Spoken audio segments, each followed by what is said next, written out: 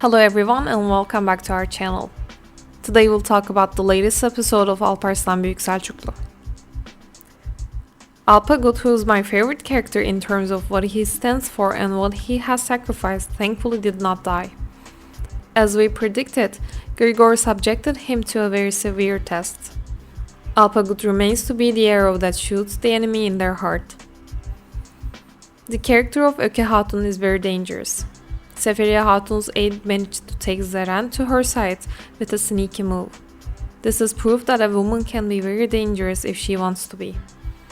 It is obvious that she will cause serious damage in the following episodes. Frankly, at first I didn't understand that Zeren was trying to kill Gevher. Who is this, I said to myself. She looked like a different person. At the 20th minute of the episode, the fact that only Grigor ate at the dinner table was a subtle diplomatic message that he gave to Alparslan. He was saying that they only eat with their friends and the people they trust. He was saying that they don't trust them. Grigor's purpose was taking Yinal Bey to his side and creating distance between Yinal Bey and Alparslan. His strategy is dividing and destroying. And what is Alparslan Bey's plan? Or a much greater power's plan? Grigor gave Alparslan Farabi's book El Medine Tül Fazıla, which translates to On the Perfect State. Who could have guessed that it was painted with the sneakiest weapon of the time?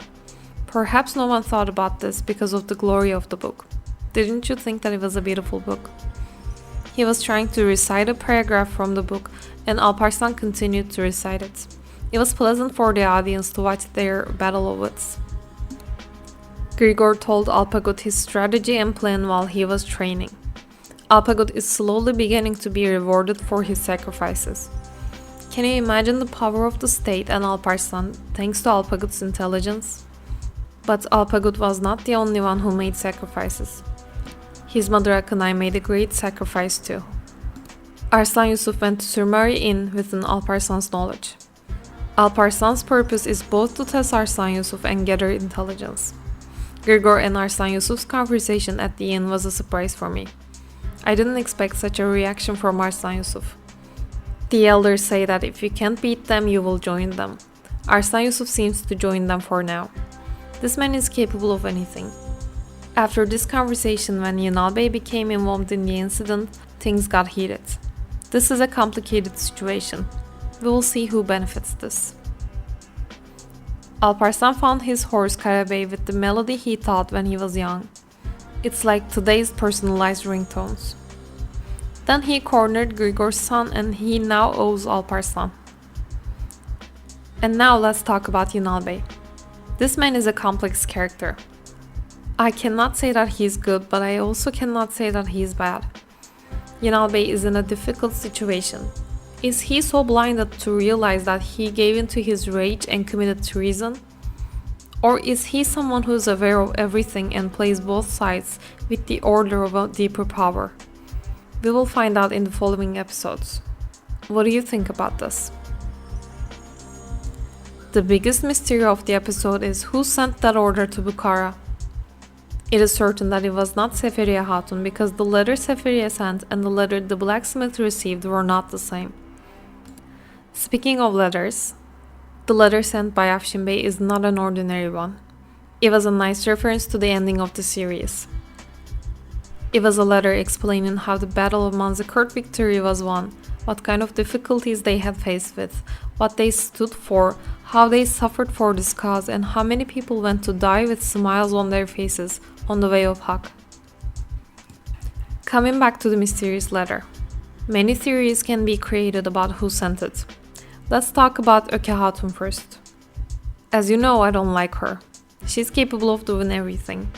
She knows that Seferiye Hatun sent a letter, but let's analyze her conversation with Yinal Bey. She can do everything so that Yinal Bey sits on the throne. She's an evil person. After Yinal Bey noticed the flashing of the knife and realized that there was going to be an assassination, evil Öke Hatun closed his mouth and stopped him from asking for help. She remained calm and said, "Let it happen." Everything points to Öke Hatun for now. And now let's talk about Grigor. Although he admitted to his son that he was the one who planned the assassination, I think he was implying the poisonous pages. He lied to his son so that he would seem strong. We talked about how Alexander owed Alparslan. Alexander might tell Alparslan about the poisonous pages and he might pay him back this way. You can ask that why would he do that? Alparslan is his enemy too, he would want him to die. But that's not the case.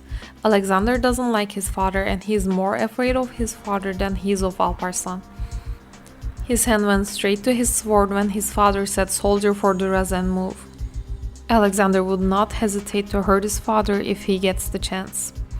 And by the way, poor Razan is going through a very difficult test. We will see how he will handle this.